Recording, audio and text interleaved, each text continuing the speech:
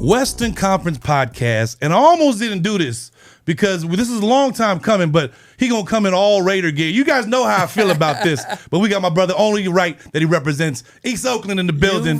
What's up with my brother K Nova? What's how up, you dog? doing, brother? Man, it's been a long time coming, but you just had to have this on, had you? You know what? You from Oakland, so we gonna let that go. But how you been, brother? On, man, I'm doing good. I'm doing better now. Thank you for having me. Man, son, you know we've been doing some Appreciate things. I've been seeing you working.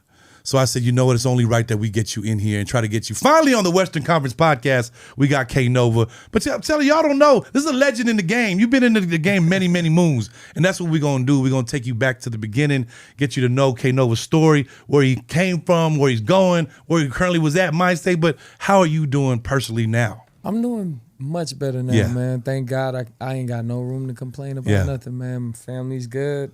Career's booming, you know, love is everywhere. Come on, man. And when I say love is everywhere, now we live in a social media age, you know, where we kind of like everyone's posting their victories and not a lot of people posting their losses, where losses back in the day when we didn't have social media back in the day, thank God. But with that said, you got to take us back to the beginning. Like people know of your music now, but they want to know like where all this stemmed from.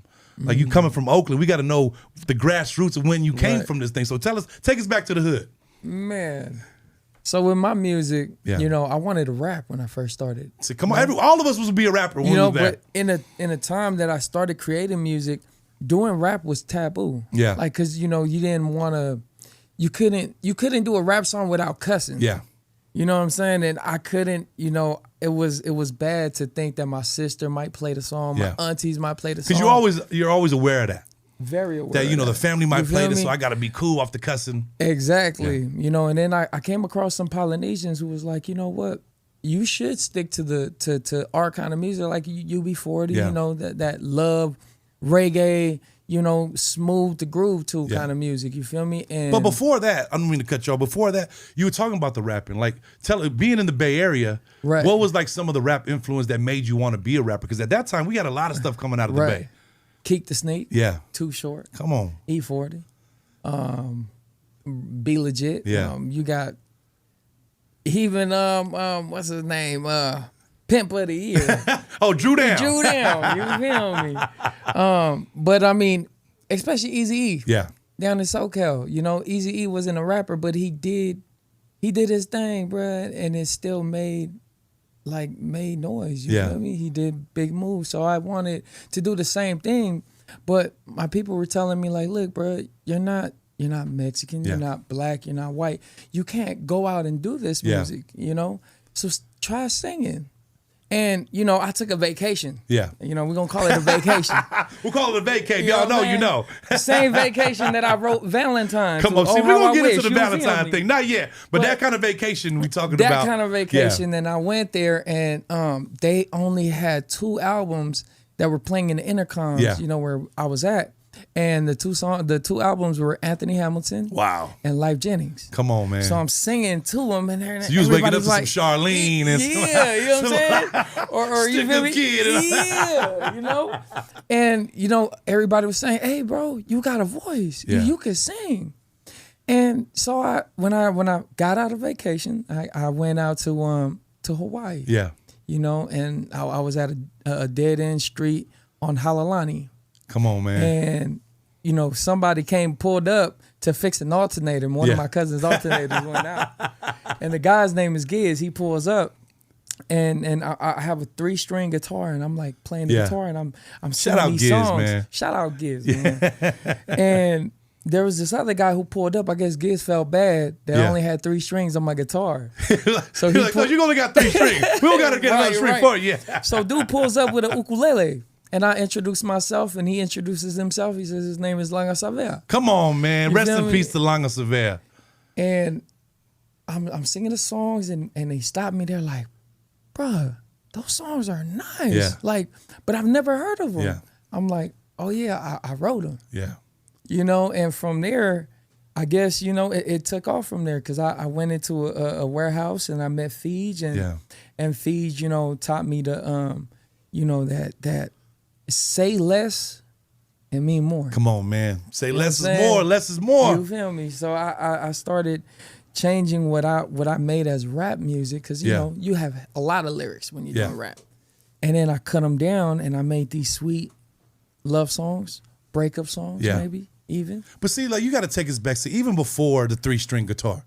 We talking about, like, normally you don't write songs. You know, we always sing songs, but you never go to think to write them down. Like, what for you as a songwriter was like, okay, these are some ideas I have in my head.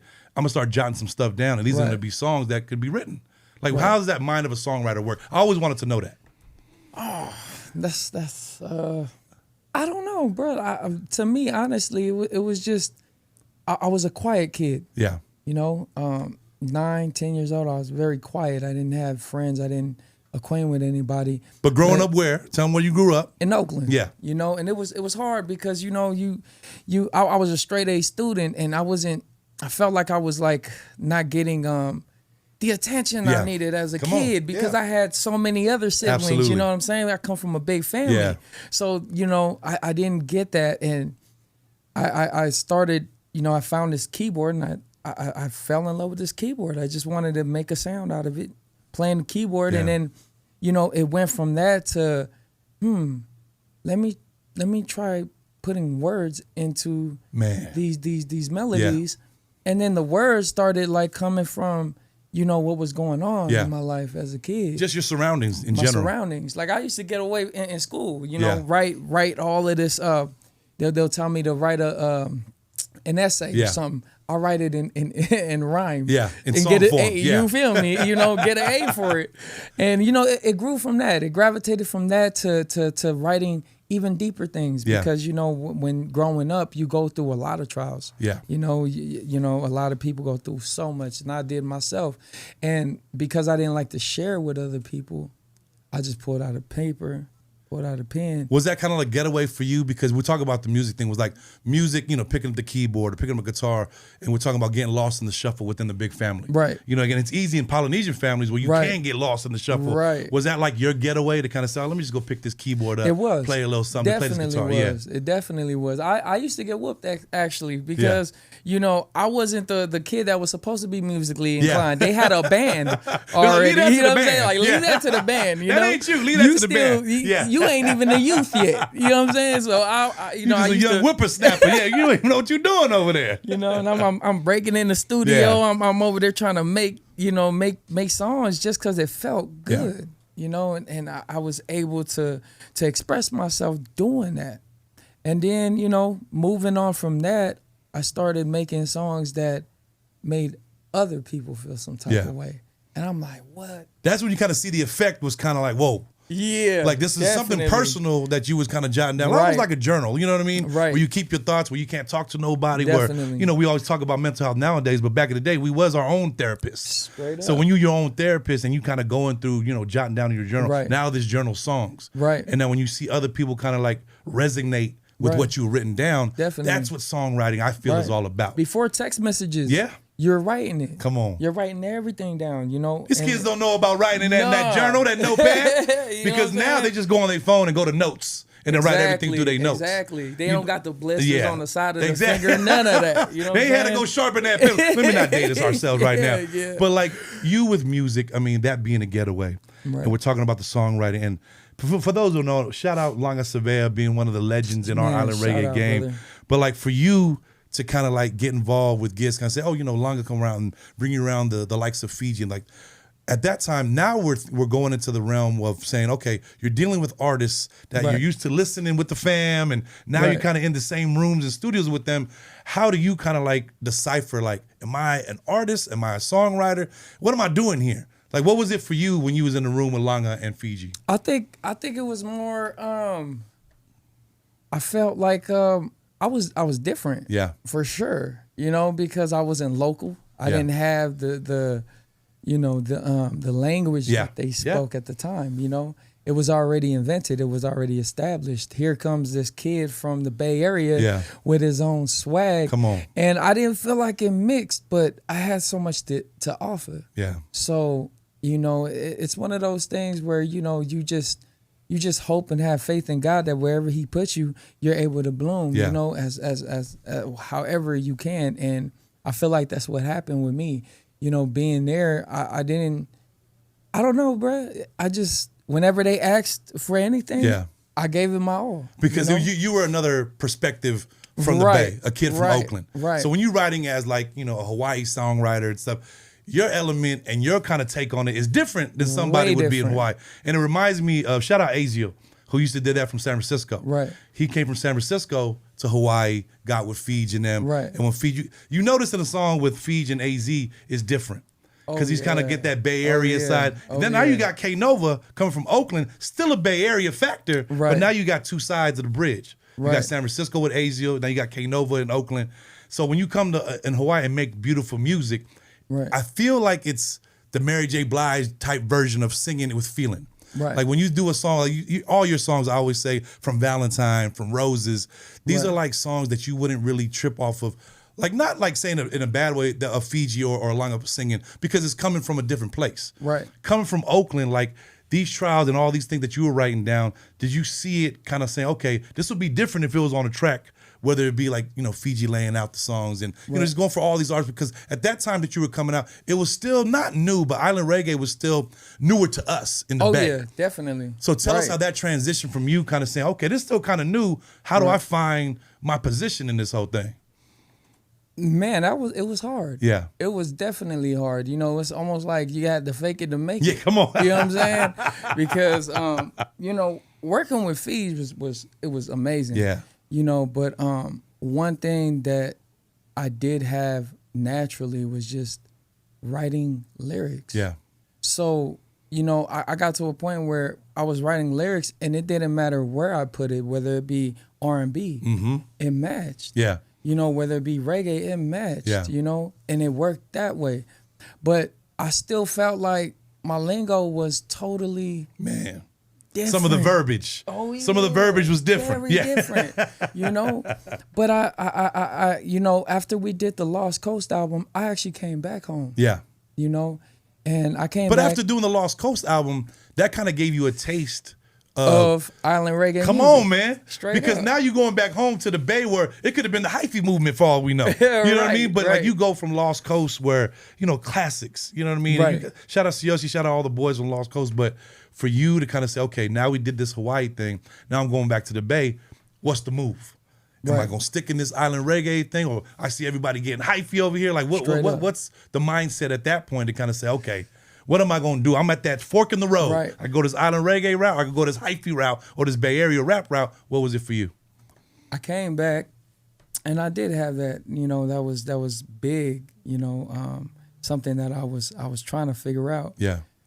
And because I loved both of them, I figured I'd mix it in. Come on, mesh the two. So I brought it together, and it was different. So I came out with the Roses album. I did 23 songs.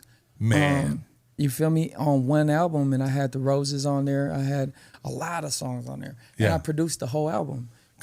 See, don't just try to go over that. Producing the whole album and having these classics, like, we ain't just gonna hop over Roses like that. Right. Roses is one of the classic songs that you came with, but Roses came after the Lost Coast collaboration, right? So there's something in Roses kind of see, okay, I got this from Langa, got this from Feej. Now I got my own mentality of doing this little Bay thing with it, and Roses comes about. Because Roses is a deep song. Tell the people who's that their favorite song. I got a bunch of them. But tell us a story behind Roses. Well, first of all, Roses is not about my wife. Yeah. Let me just clear that. You feel me? It's not about my wife. Yeah. It's about a good friend of mine who had a son with someone, and I dedicated the Roses song to him. But I think what I did was I wanted to talk about things that people were afraid to speak on. Yeah. You feel me? But make it sound good when I speak on it. Make it sound cool, yeah. You feel me? Because once you hear Roses, you like, oh, if you really listen to the words, you're like, oh, there's some fucked up shit on this. Oh, bro, there was so much bad. When I released Roses, everybody was like, how could he say that? Yeah. How could but it was such a vibe, though. There was two groups. It was already lost in the groove. Yeah. To this day, like, people don't know, like, I take it back to I Wish by Carl Thomas. Right. Like, if you listen to that song, it's like he's dealing with a girl who got a whole ass family. Right. Like, but those are the issues and those are the situations that we go through. Right. Just growing up in the Bay or wherever you from. But like kind of seeing where that song kind of like, it's a classic. Right. Did you know when you wrote that down, it's like, okay, this is a cool little jam, where you say, oh no, this is going to resonate with a lot of people? I didn't. Yeah. I didn't. Because that was a personal story. It was. Yeah. And I never write anything to like with the intention of it going anywhere. Yeah. You know, I'm just laying whatever's on my heart. Come on. You know, that's it. Yeah. And you know, I wanted to come back because I didn't want to take away from what was already happening in Hawaii.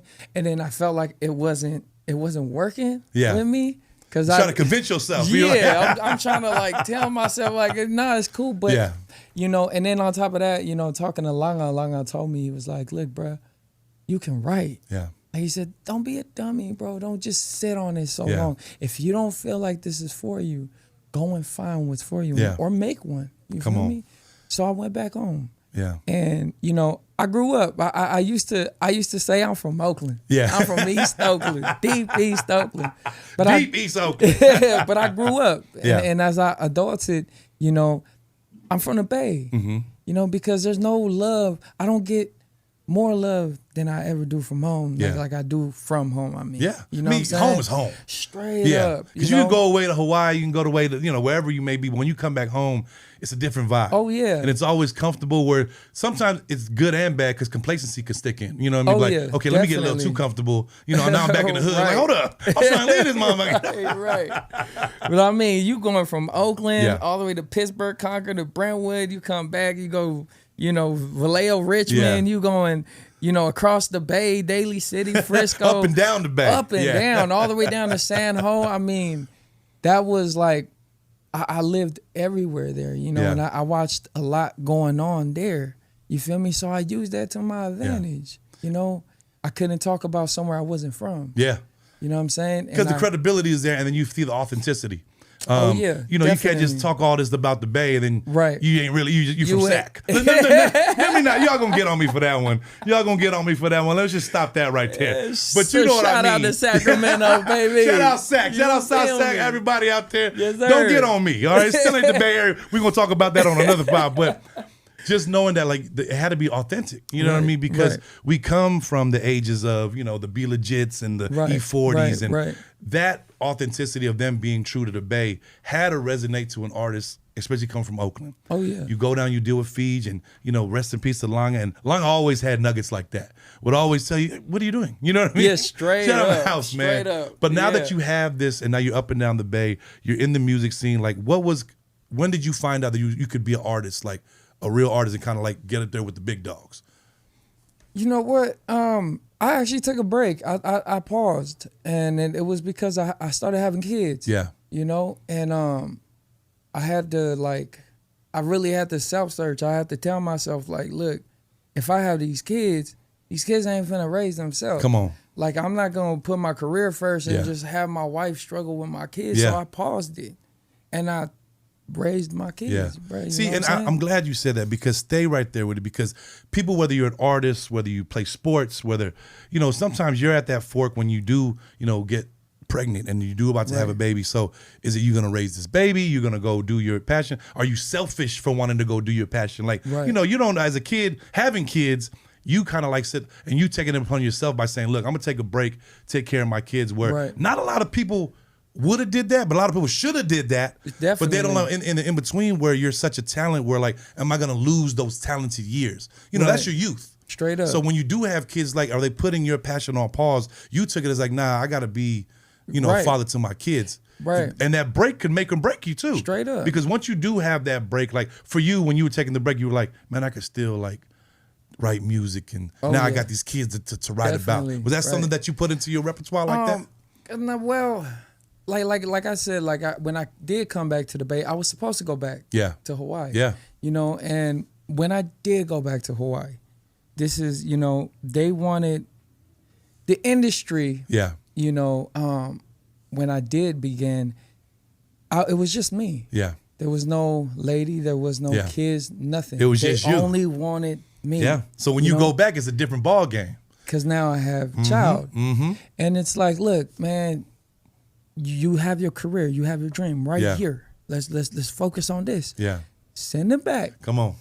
And let's focus on you. Yeah. I wasn't gonna do that to my wife and kids.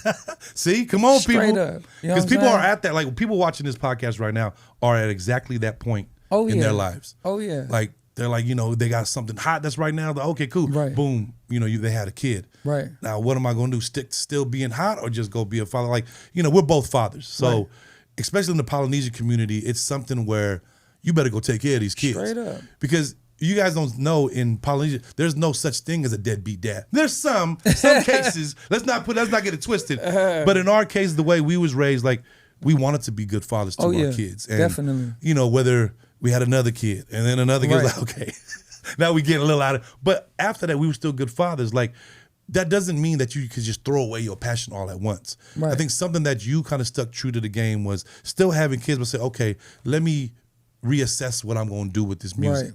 Right. Now you kind of like, you're not going to it as a single, you know, kid from Oakland. Now you come into it as now you're a father. Now the lyrics are a little bit different.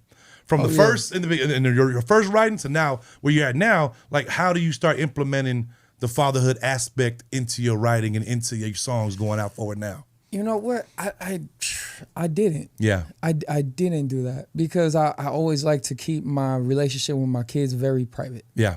You know, I want to give that big? to them. I'm glad you said that. Like, is that something big for you to kind of say, look, I mean, I know, especially with social media, it's hard, but it's something that you think being private as your father and, you know, father to son, father to daughter, that you want to keep away from the public eye? I do because, you know, my kids got to grow up. Yeah. You know, they have to go on with life. I want them to write their own story. Come on. So I don't want to like paint this picture of my kids now and they ain't even have the chance. Now there's pressure. Exactly. Definitely. You know, so I really, bro, all I did was really focus on my kids. I wrote for other artists while I was down, you know, taking care of my kids. You know, I was writing for other artists, building people's albums, their groups, you know, things like that. We got to get into that. We got to get into that because when you ghostwriting, a lot of people don't know, like, as someone who ghostwrites, and I always look at it, whether it's Drake and people talk about ghostwriters out there, when you write for a group or you write for another artist and you see your song blow up with that group and that artist, as a songwriter, is that more of a like, man, that's dope, or it's like, man, I could have blown up with me? So tell us to that, like, man, I could have had that one. You know what I mean? So tell us through that process. Like, as a songwriter, that's why I'm trying to get into your head, where it's like, damn, if you would have had that might have been you. So well, for me, before I even write for anyone, I'm very picky. Yeah. Like, I gotta love on somebody. Yeah. Like, I gotta care about somebody's, you know, future. Yeah. Like, you know, it was never about the money. Yeah. You know, like, ever. So it was more about your craft and about your pen. And you wanted to make sure it was in the right. Somebody else, Come on. you know, definitely. Yeah. So that's all it was. And then when I did see them, you know, blow up, or the song, you know, made them who they are, whatever. For me, it was like, damn, bro, we did it. Yeah. Like, I knew you was gonna do it. You feel me? I believed in you. Because you already knew what you was doing when you wrote it. Right. And you could see where it was going already. Definitely. Like, because like when you have other artists sing your words. Right. We go back to the Oakland thing. Like, when you have people singing your words and it's more in a verbiage of a Bay kid, they got to transition their way of moving. You know what I mean? It's like, I can't say bruh. Can I say something else? You know what I mean? Like, they can't say something that we would say in the Bay. So, like, that's why I always listen to songs and be like, oh, you know, K wrote that. And I'm like, oh, let me listen to it again. You know, you listen. To be honest, the lingo is in there. Yeah. I never take it out. So that's why when you listen to it, then you're like, okay, wait, they don't. Now you know because of what we just talked about it. Definitely. Like, taking us back where you're writing for these artists. Like, now you're starting to get these credits. Like, I don't know what it was back then, but like now it's like the songwriter's everything. You know what I mean? Because you're putting it at the forefront. But now as an artist coming back into the game, now you're a songwriter. Now you're writing for other groups. Now you're back into the artist mode. Now you're starting to keep those songs that you was giving out to certain artists. Now, how do you just say, okay, guys, I'm gonna keep all these songs I had, or do you just have a bunch of them like that laying around? You know what? I do. I still have time to focus on. Yeah. Like if. You know, if anybody did hit me, that's already part of my circle. Yeah. And they needed songs. I don't not have any songs. Like, you just had it in there. Oh yeah. Oh, you want this or one? We'll make it on like on the fly, like, you know, from scratch. Definitely, I never had a problem doing that. Was there ever a song that you wrote for someone else and it's like, I wish I'd have got that one back? Or you already knew you had enough? Or you're like, nah, I think I had that one. Because, you know, I always think somebody listens to like, or watch a video or see a song and be like, you know what? There is one. See, come on, I knew there was. You know, I flew out I flew out to Mikey. Shout out Mikey Rebels. Yeah. I flew out back, I want to say in like 2020, 2021. Shout out Rebel Soldiers, man. Shout out Mikey, all the fam, man. Yes, sir. And you know, he wants to buy songs. Yeah. So he wants to, you know, start writing, need my help to write songs. And we're listening to my album. Yeah. You know, I'm about to put it out. Yeah, yeah. And he's like, oh, I need this one, Thugs. But it's already a part of your album. Oh yeah, definitely. You know, and he like, nah, I need this one, Thugs. And it was Spaceship. Come on, man. You know, Spaceship. If you know, you know. Spaceship, one of my ones, though. Oh yeah. Spaceship was written for one of a good friend of mine's, man, that passed away, and I wanted to write a song for him as a letter to his family. Yeah. You know, man. But I didn't want to use a casket. Yeah. So instead of a casket for transitioning, I used Spaceship. Come on, Kay. Don't do that to him right now. Come on. Some of y'all like, hold up. But wait, so that was on your album then? That was on my See, album. Mike, I know you. Come on, Mike, I know you. If you guys don't know, Mikey one of the dopest voices in our game as well, too. That boy can sing. Definitely. So to kind of say, okay, was it kind of hard to let that one go? It's like you handed somebody 100, you're like holding on to it. You know what? That's my brother. Yeah, come on. You know, Rebels, they my brothers. You know, I'll do anything for them. You know, just like anybody that I care and love for, like, it's priceless, bro. You can't buy that. Yeah, but Spaceship was that one. Spaceship was that one. He took that one from me for sure. I ain't gonna lie, I did a couple shows with Rebel Soldiers, and they did that. And I don't know if I was drinking tequila or something. I'm walking around, K a motherfucker, you know. But everybody knows because, you know, it's not one to just boast, be like, oh, you know, they didn't write that song, you know, because everybody writes for each other. From Common Kings, everybody in the game. Everyone does. But if you look at it, it's like you had so many hits after Spaceship. Yeah. You know what I mean? Like, take us to even, so look, we're going to go into this Valentine story. Because after Valentine, we're going to get into the Cabo controversy. We're going to get to that too. But this Valentine record, when did that come about? Was that after Spaceship? Valentine was before Spaceship. Oh, was it? Okay. Yeah. Oh, How I Wish was actually Valentine because Feege wanted it to be called Valentine. I think that's one of his names. So what was the original? It was Oh How I Wish? Oh, How I Wish. And that was the original name. Mm-hmm. Come on, that's one of the coldest songs out there. Oh, yeah.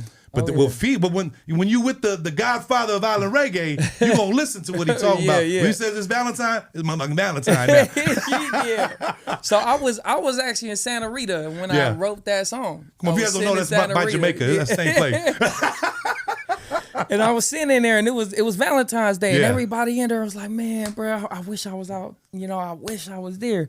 You know." And then they're like telling me all of this stuff about their situation. Yeah. I'm like, "Man, it's crazy. Oh, how I wish." Yeah. Come on. You know what I'm saying? And I wrote that from there. Because if you guys listen to Valentine, it's like, you know, if you listen to it with a different ear where you don't know where these vacation spots that we're talking about is, you kind of like saying, where was he? You know what I mean? Right, like, why can't you be with your Valentine? Yeah. Because when you sing it, and I be singing at the top of my lungs, but we'll go back to that because we did NRL rugby. And I'll tell you guys a story. K Nova performed with Lisi and Siossi, but he started Valentine. Right. And mid-song, and normally I don't do this to a lot of artists, but this is my song. I did it to probably maybe Finn and maybe Feege one time, and I always get in trouble for it. But I had stopped in mid-song, and then, Kay, you thought you did something wrong. I did. You looked around. I looked around, I'm like. I said, well, stop the song. Kay, don't stop singing. Everyone's looking at me. I was like, if we're going to sing this song, everybody, I don't care if you with your side dude, your side girl, come to the dance floor. Straight and up. we're going to dance to this song. Right. Everybody came over there. I said, all right, go on, get the song going. We're right into it again. But like, those songs are the type that moves you. Oh, yeah. You know what I mean? Definitely. Like, especially when Feege's part comes on. Because if you didn't notice too, when you was performing this, Feege was on FaceTime with Giz.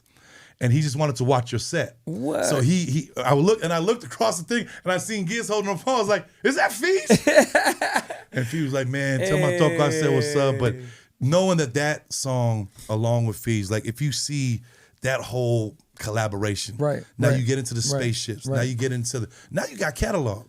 Right. Like as an artist, and you see how everybody else is moving in the island reggae game, like especially being from the Bay Area, what was your point of attack and your way of mindset to say this is how I got to release my thing? Because everything changes with time. Right. The way you release a song, the way you write a song. But for you as an artist, what was your intentions of saying, okay, I wrote this, you know, for Rebel Soldiers. I got music. How are you gonna go about like even go doing shows? Because you haven't really started doing shows till recently. Yeah, since last year. Yeah. That was like my first time coming in. But let me tell you why I even came back to doing music. Because I wasn't. Yeah. You know, I was set on just writing for everybody else. Just writing and being a father. Right. Being a husband, yeah. So now my oldest is 13. Yeah. You feel me? And he go to school and he texts me. He's like, hey, Dad, can you pick me up? Moms usually go pick up my kids. So I'm like, oh, bro, somebody messing with you? Yeah. You know, oh, you feel me? We there. You know what I'm saying? That fatherly instinct kicked in. And he like, nah, Dad. I had a picture up and everyone's seen my picture with you, and they're like, hey, you know Kane Nova? Yeah. And my son is like, nah, that's my dad. Yeah. You know what I'm saying? And it was crazy because he like, Dad, can you please come? Yeah. I'm like, all right, cool. Because now you're the cool dad. Now you know what I'm saying? And crazy thing about it, man, I pull up to my son's school. There's kids there. Yeah. And there's parents there. Come on. All polys. Waiting on K Nova. Bruh. And I'm like, I'm tripping out and I'm out there and I take the pictures or whatever. And then I get back in the ride with my son and we're driving back home. My son looks over to me like, Dad, why don't you do music anymore? Come on, you know, man. And I'm telling my son, I'm like, look, I had to be there for you. Yeah. You know what I'm saying? Like the career is nothing to me. No, if you ain't I'm your dad. You ain't good. You know what I'm saying? Yeah. I'm gonna be right here. He like, Dad, but they really love you. That's crazy. Like, I think you should go back and do music. Yeah. And you know, in this time, like I had done a lot, like changing myself, like, you know, trying to recondition myself, you know, reinvent myself. Yeah. You know, especially like everything at home, you know, however you establish yourself at home is who you are when you leave. Absolutely. You know what I'm saying? Yeah.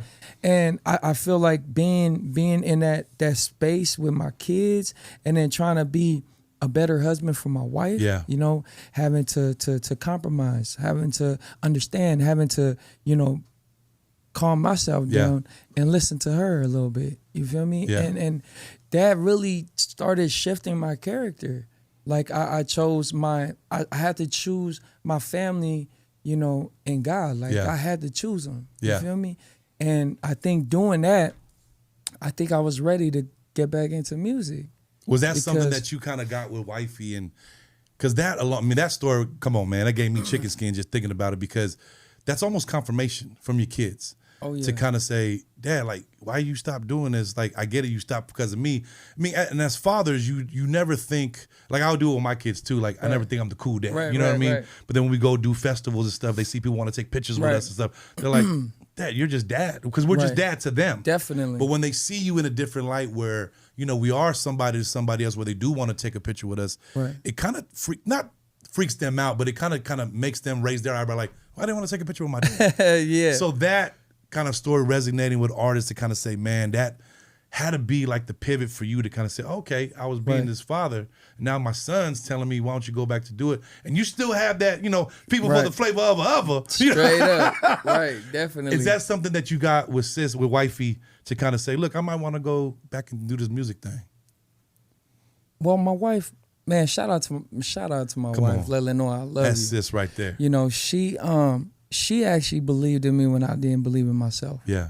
Because I didn't want to do the music. Yeah. You know, she was that crutch. Oh yeah. You know, and she was the one, you know, going to God about everything. She like, look, man, I'm not gonna do this where I go to my family because at the end of the day, I might forgive you, but they not gonna forgive you. You know what I'm saying? So she like, I'm gonna take it up to Heavenly Father. I'm gonna take it to the man upstairs, straight up. And she did that, man. And you know, I'm glad. I'm very blessed that she did, because you know, just as much as she was sacrificing for me, I had to make sure that I was the right man for her. Yeah. So I automatically, you know, was changing, shifting things in my life to make it fit, to make it work. And while after, you know, my son's telling me, Dad, you should go back, my wife is already networking. Yeah. She hit you. Yeah. She hit Leandra from Pacific Feats and Nuke. You feel me? My brother. So, shout out Nuke, man. You know, and she hit him up like, hey, Pacific Feats, you know, let's do it. Yeah. I ain't even know we was gonna do Pacific Beach. So I'm glad you said that because sis, I hit her because we were starting to do shows. Me and my brother CB, we were like, no, let's get some shows together. And I always like, because before, like with Finn and everybody else, I was a fan of yours. And I was like, man, you know, it was different with me because the Bay Area factor. Straight like, you know, up. the Bay, right. we a little different in the Bay. Y'all ain't noticed already. You know what I'm but saying? even when I do these festivals and stuff, Right. I take the element of doing the Bay and, you know, just having you from Oakland is like, hey, we got to do a show with Kay. Right. So I had hit sis on the thing. I said, look, let me make sure, because some of y'all be hitting DMs on the wrong reasons. But I said, let me go hit sis. And I said, hey, we want to do this show with Kay. You know, we want to do this. She was like, done. Didn't even talk to you about it. It was already done. No, and I was you're like, right. well, do you want to know the rest of what we're... No, whatever y'all want to do, we will do it. And I talked to CB. I was like, well, according to sis, and she was like, oh, no, I know. He goes, but did you talk to Kay? I was like, nah. He goes, did you talk to Kay? I was like, no. But apparently it's done. Right, straight up. Right. Because she, I mean, like I said, she believes... I see it from a distance. She believes in you like no other. Definitely. And she knows what you have as a talent. Right. Whether it's your pen, whether it's your voice, she knew, you know what I mean? Straight and up. and you need that type of partner in life, yeah. especially in this crazy world we live in. With the temptations, with social media and everything that's out there nowadays, you got to have somebody like that kind of head. If you guys don't know, if you see her, sis on social media is a star. Because we be doing giveaways and stuff, and she's as real as they come because it's that real shit. That she don't do no fake shit. There's no filter with her. Right. But doing that and having her believe and saying, no, my husband will do it. And then I remember it took me back to when we did Fiji's birthday in Hawaii. Oh, yeah. And me and Kay was over there. It was Fiji's birthday. You know, we're all going over there and just talking. I'm like, and I was talking to Kay, and I seen Kay perform for Fiji's birthday, and I'm like, dude, we got to do a show. You know what I mean? So every show that I've been, you know, hey, we got to get Kay. So with Holo Holo that came up with the festival, he hit me up, and he was like, hey, who do we need, you know, for I said, we got to get Kay Nova on there. Right. And, you know, and shout out Dan and shout out the whole Holo family. He was like, who? You know, he was like, you got to, like, put me up on game. So I said, I could show you better than I could tell you. Right. So he was like, all right, you know, I'll take your word for it. Cool, he's going to do this slot. So I hit sis. Hey, sis, you guys are getting a call pretty soon. You know, and then Holo Holo had to call you guys. Bro, right after you told us that. And because I didn't want sis to think I was bullshitting. Shout out to Dan. Shout out to Colin, bro. Oh, my goodness. Shout out kind of the whole Good Vibes family. You feel me? I told sis, and the reason why I want to stick to my word because I didn't want to just gas her up and be like, oh, sis, I'm going to get Kay on this and just, you know, be one of them cats that just be bullshitting. So I wanted to say, you know what, sis, Dan and them's going to call you. Straight up. And then they're going to get you on and get you. So she was like, oh, okay. And I don't know if she was like, this motherfucker bullshit, you know what I mean? And then Dan had hit me. He was like, okay, God, cool, Kay Nova's on. And so I was like, okay. After that, and right before I was going to go hit y'all, she had already was DMing me. Bro, thank you so much. We ready for this? So definitely. I was like, because I felt like it was a disservice not to have you as a part of this. Like, you know, when we did Oceanside and I caught myself singing Valentine again, but looking in the crowd and people been waiting for this. Right.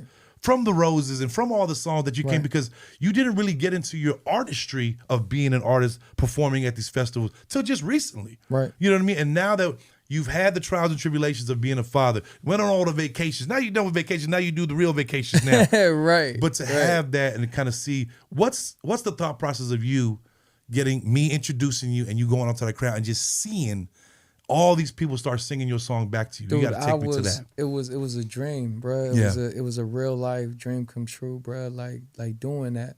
Because I could never imagine me getting there. And I think I was the only one. Yeah. My wife wasn't the one saying, oh, is this nigga bullshit? Yeah. You know what I'm saying? I was like, holla, that's huge. Yeah. Like, I haven't even talked to Cisco personally. You've been talking to him. I don't think it's going to happen. Yeah. When it did, bruh, like, I mean, I seen different color. It wasn't just polys. Yeah, bruh. It's crazy. It was not just you got polys. From Palang, you got from the whites, the blacks, the Filipinos, the Asians, and they were singing it word for word. Word for word, bro. And I kind of stepped back and I watched you for a little bit, and I seen you like during the headlight, like, damn, you motherfucker singing my shit. You know what I mean? Right. And it's dope to kind of see. Like for me, it was dope to kind of say I was glad. Not just because, I got Kay Nova on the lineup, but to see your artistry come so far from the days of you and the 3-string guitar. From the days of you dealing with Langa Sevilla to kind of say, look, it came full circle to where it was like, you know, you on the same bill with Rebel Soldiers singing Spaceship. It was like, okay, cool. You know, they doing stuff like that too, where now it's like, it's almost like a Netflix movie. You know what I mean? Where you see K up there doing this thing, and now like we had this opportunity with NRL and the rugby thing. I was like, dude, we got to get K. So I hit my brother, hey, CB, hit K, and then we'll get we'll see, get at least see. So kind of seeing that now, because I felt not that you missed out on it, but like there was a part of you where you could have did that back in the day, but it's all in God's timing. Definitely. So when I think with that said, you were at the perfect time in the perfect place in your career to kind of say, you released Illinois, you released all these, and you had all these projects. Then everybody didn't even know that you got re-released with all the classics with Roses. Yeah, the classic one. All that's 30, on iTunes now. 30 tracks. 30 tracks that you just kind of like, it kind of snuck it in there too. You didn't want to tell people, but where it was like, cool, you got your music back. Because you have to adapt to the times. Definitely. You know what I mean? Now you got, streaming, I got to know how to do this, so you kind of adapted to that where now you're in your full artistry. Now you've kind of in your full, you got the family behind you. You're taking trips with the family to go shoot videos, and now you're doing this. Like, take us to that feeling as an artist, as a man from the Bay Area, from Oakland, California. East Oakland, let's go, baby. To kind of say you here. Now we on a podcast talking about your life that's going to resonate with the next artist that is on that fork in the road, watching this and saying, man, I seen K Nova do it. I could do it too. Definitely. Come on, man. Take us to that. Find a team, bro. Yeah. Just, I wouldn't have done this or got this far without a team. Yeah. Man, Cisco's part of that team. Come on, man. I'm your biggest fan, part of that man. family, you know what I'm saying? But when you do find that team, you invest in that team. Don't sit there and wait for them to invest in you. No, invest in them. Because if you invest in them and you believe in them, they're going to invest it right back to you. They're going to believe in you harder. Yeah. And I'm thankful for that, bro. Like, I'm thankful for you. You believe in me, bro. Like, every Big Body Cisco event, Western Conference, I've been on it. Come on. We did the Feel Good Music Show in Redwood City. I've been on it, straight and up. That was huge, too, because I think, especially in the Bay Area, we were in Redwood City, so everyone always asks me, why'd I do it in Redwood City? We could have did it in Oakland. We could have did it in San Francisco. We did it in San Jose. Redwood City, for me, was kind of like the middle ground. It was middle. You know what I mean? And plus, it was a dope venue. It was like right there. Where I didn't want people to say, "Oh, well, why are you doing this in San Francisco?" Why? Bay Area politics is different. You know. Way different. Yeah. But because we had so many, we had Oakland in there, we had San Jose with everybody in Redwood City in the Peninsula. Nice venue too. So shout out to Fox Theater. Beautiful. But doing that was kind of like to kind of say, look, everything's going by with all these artists, and I don't want nobody to get left behind. Straight up. I do it with artists that I kind of see. I've been in the game for a long time, but when I see artists not get left behind in a bad way, but like, man, they should be up here with all of us, what we're doing. We're doing these shows, you need to be up here with us. So that's why I position myself to kind of say, with Pacific Feats and kind of see, I say, okay, wearing the Western Conference t-shirt to it too. But you see, like, now you're starting to get in the groove. Now you're like, we're doing this show? Okay, cool. Now it's part of life, but you're doing it with the family. You bring the fam with you, and it's dope because we've been doing for like private parties. We've done stuff with, I'm like, dude, okay, let's do that. We're going to do this, that. But coming to your artistry where your catalog is your catalog. And you have so much more that you are going to do, so much you did to see where you're at now. Like, where do you see yourself going in the future? And what do you plan on doing? Like, within these next 5 years, what do you want to see for K Nova happen? You know what? What I really do want, I want to make it overseas, man. Yeah. I want to go see New Zealand, Australia. You were supposed to be over there. We don't want to get into that whole thing, but if you guys don't know, like, you were supposed to be on the One Love bill. Right. You were supposed to be over there for whatever circumstance it was, you wasn't.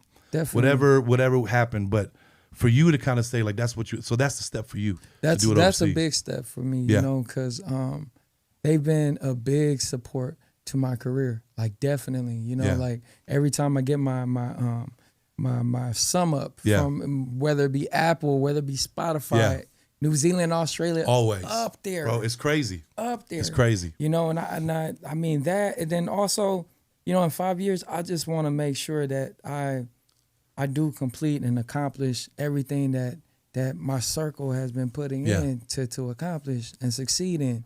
You feel me? I want to do that.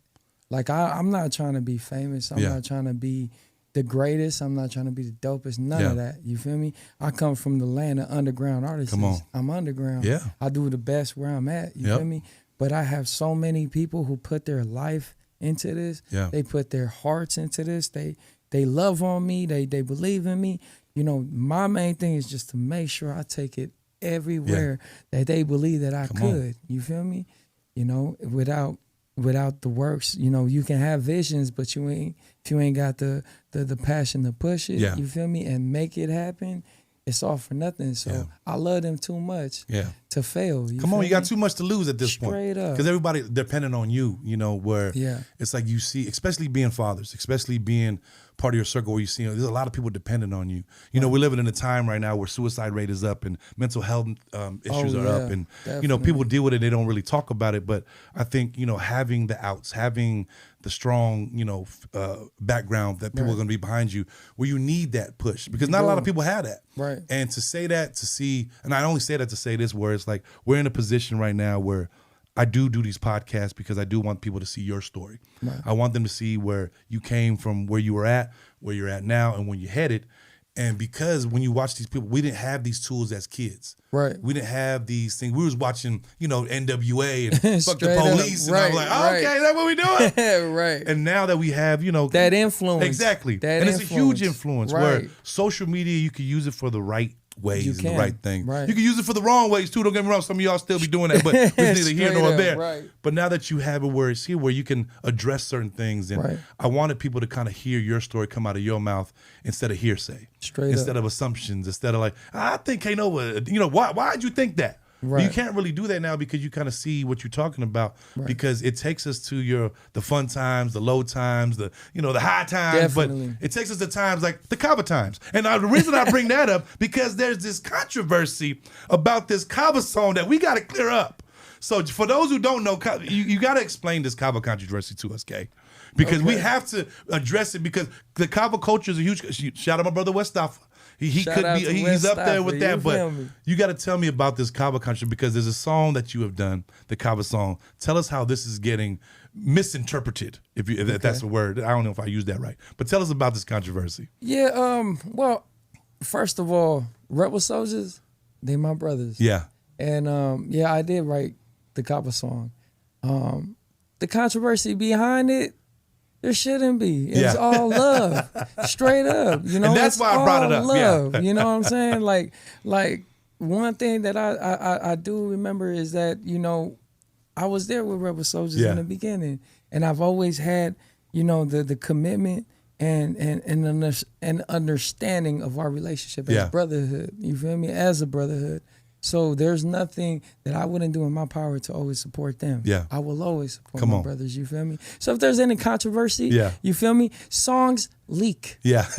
You know, songs and you leak. Leakers know who you are. You know what I'm saying? You know who you are. You know what I'm saying? You leakers know who you are. But when I write songs, I create reference versions. Come on. It makes it easier for the artists and the band. The reference track. It was a reference track. Yeah. It wasn't the original. It wasn't a K-Nova thing. No, it was a reference track. Yeah. You know, shout out to Rebels. That's one of my favorite songs that they've ever put out, and it was dope. Because the reason I had brought it up was because it's to show how social media can be misconstrued and used in the wrong way. Definitely. When you get somebody with a blank picture and no followers, and they're the ones talking the most shit on Instagram, trying to stir up the pot. Straight up. You stir up the pot between family members, and it kind of sucks, and that's why I wanted to bring it kind of clear the air, because you have those people that just hate. Misery loves company. Oh. And the reason why I say that is because if they see people being happy, it's like, okay, what monkey wrench can I throw into this to not make everybody so happy?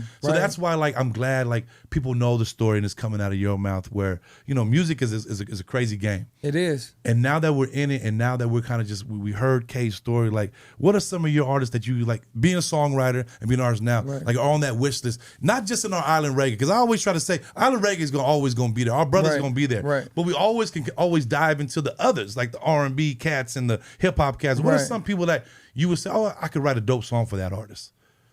And the reason I said it is because... To be honest, like I said, I'm picky. Yeah. I think I'll just invest in our people. Bro. Okay, straight up. You know, straight up. I would. The reason I brought that because you guys seen on the other podcast where Feej had wrote for Tyrese and no one really knew about that. What? Yeah, man. That's hot. That's so when dope. he did that, That's you know, Feej can do that as well. That's why I could see someone like yourself writing for like the likes of our favorite R&B artists growing up. Right. So that's why I had to ask the question. But like, you being picky, you like, no, we're gonna stick to our own. You know what I mean? Yeah. Because we're comfortable with the way our artists kind of be out there. Definitely, man. Man, I'm telling you, man. And I mean, we got such a generation, you know, growing talented generation. You feel me? So I want to be able to continue to construct a platform that they can be themselves. Yeah. You know, and be who they are.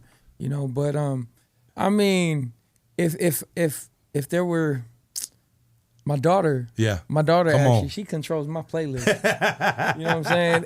And you know, I got 7 boys and 2 girls. Yeah. You know, and my youngest is a twin, but my daughter, she's like smack dab in the middle. The middle child. So she runs everything. And in my playlist, you know, I got Anu Hair and Peanut Butter. Come on, man. On repeat. Shout out Peanut Butter and Anu Hair. That's family right there.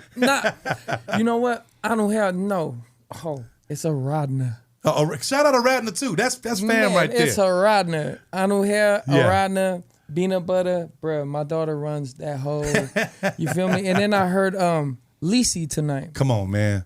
Shout out Lisi, man. Shout out Lisi, bro. He did his thing. They doing, I mean, and you look at our talent pool that we have, like the Aradnas, the Lisis that are coming out, like, and now they can say the K Novas and the, you know, that stuff like you fall upon these artists where I watched it today. I mean, I watched it when we do shows with you.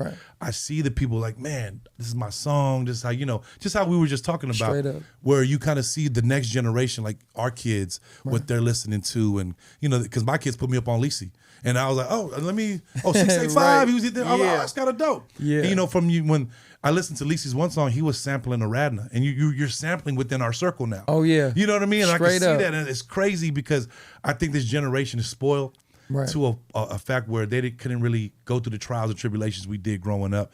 You know, hyphy movement was cool, but everything that we had, the tools of resources are at there. Like, you can go to YouTube University and know how to run a whole company and run this whole podcast. So shout out my brother Austin over there. But like, you can go to UP University and kind of really, and that's the tools are there for those tools weren't there for us back in the day. That's why you seen us taking vacations. That's when you seen us like going to Hawaii and try to do this other stuff because we didn't have the resources. Like, what do you have to say for the kid watching this, you know, where he's from the Bay Area, he's in Oakland right now, he's watching somebody wearing his damn Raider shirt and that, but what are you saying to that kid to kind of say, look, this is my advice to you? Whether it's your kid or not, but it's some kid from East Oakland watching this and saying, okay, I could do it just like him. What's your advice?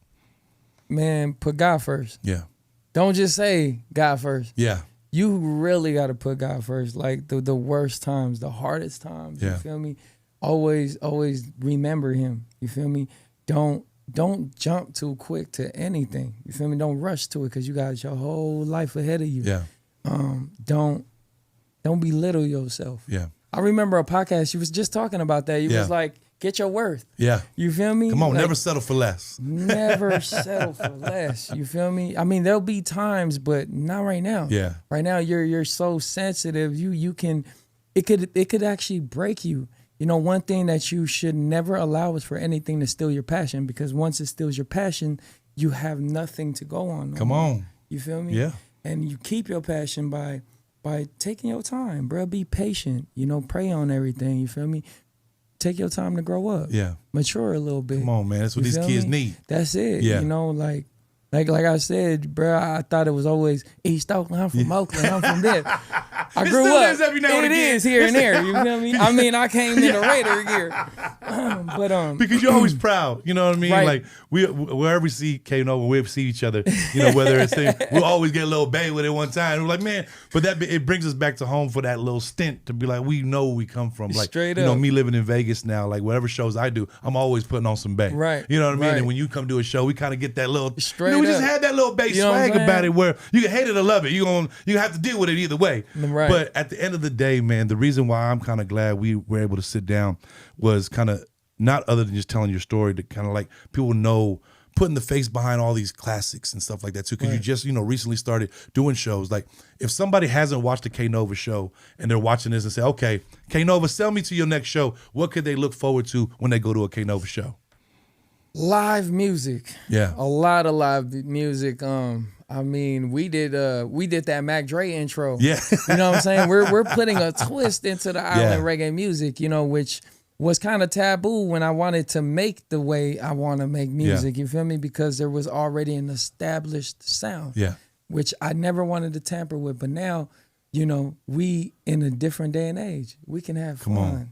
And we have the free range of doing whatever the hell we want. Right, exactly. And that's why it's dope, because I want people to know that you're an artist that just, you push the envelope every time, because we're not looking at somebody, oh, well, we can't do this because of such and so. We can't do it. We're going to do what the hell we want to do. And that's something that you've always stuck to as an artist, as a songwriter, and going forward, you know, just in your private life as well. But I just wanted to thank you, because this was a long time coming for those who don't know.